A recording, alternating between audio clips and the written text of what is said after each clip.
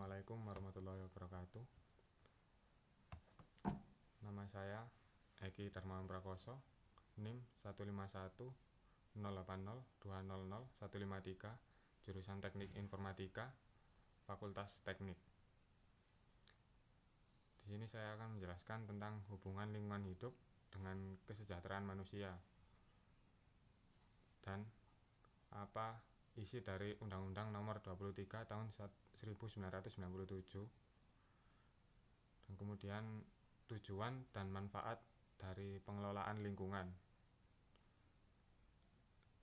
Yang pertama, saya akan menjelaskan tentang hubungan lingkungan hidup dan kesejahteraan manusia.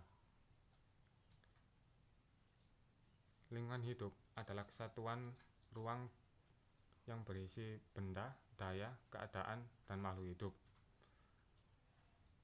termasuk di dalamnya manusia dan perilakunya yang mempengaruhi kelangsungan hidup dan kesejahteraan manusia serta makhluk hidup lainnya. Manusia hanya salah satu unsur dalam lingkungan hidup, tetapi perilakunya akan mempengaruhi kelangsungan kehidupan dan kesejahteraan manusia serta makhluk hidup lainnya. Makhluk hidup yang lain seperti hewan dan tumbuhan tidaklah merusak, mencemari ataupun menguras lingkungan hidup. Kemudian yang kedua adalah Undang-Undang Nomor 23 Tahun 1997, yaitu yang membahas tentang pengelolaan lingkungan hidup. Menyatakan bahwa lingkungan hidup merupakan kesatuan ruang dengan semua benda, daya, keadaan, dan makhluk hidup, termasuk manusia dan perilakunya yang mempengaruhi kelangsungan kehidupan dan kesejahteraan manusia serta makhluk hidup lainnya.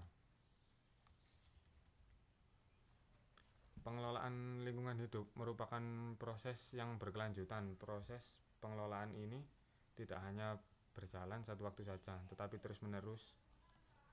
Melalui penerapan pengelolaan lingkungan hidup dapat terwujud kedinamisan dan keharmonisan antara manusia dengan lingkungannya. Dan berikut adalah tujuan pengelolaan lingkungan hidup, yaitu yang pertama, untuk mencapai kelestarian hubungan manusia dengan lingkungan. Yang kedua, mengendalikan pemanfaatan sumber daya alam secara bijaksana agar tidak terjadi keborosan yang mengakibatkan kurangnya sumber daya, entah itu makhluk hidup atau sumber daya alam. Yang ketiga, mewujudkan manusia sebagai pembina lingkungan hidup.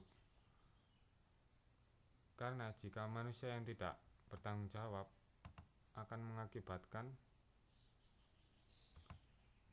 kekurangannya sumber daya, karena manusia lah yang perilakunya yang mempengaruhi kelangsungan kehidupan dan kesejahteraan makhluk hidup. Dan yang terakhir, melaksanakan pembangunan berwawasan lingkungan untuk kepentingan generasi-generasi, yaitu untuk mewujudkan karakter manusia yang berwawasan lingkungan agar tidak terjadi penyimpangan-penyimpangan pada lingkungan hidup. Dan berikutnya adalah manfaat pengelolaan lingkungan hidup. Yang pertama, manfaatnya adalah untuk terjaganya kelestarian hubungan antar makhluk hidup. Jadi hubungan antar makhluk hidup akan terjaga dan tidak akan merugikan salah satu pihak makhluk hidup. Yang kedua, terjaganya sumber daya, sehingga sumber daya tak akan cepat habis atau punah dan dapat dimanfaatkan oleh generasi-generasi berikutnya. Yang ketiga, terdidiknya karakter manusia sebagai pengelola makhluk hidup, pengelola lingkungan hidup. Jadi manusia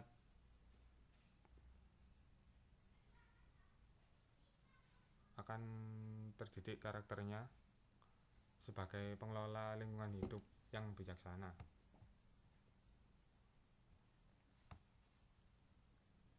Sekian penjelasan saya. Terima kasih. Wassalamualaikum warahmatullahi wabarakatuh.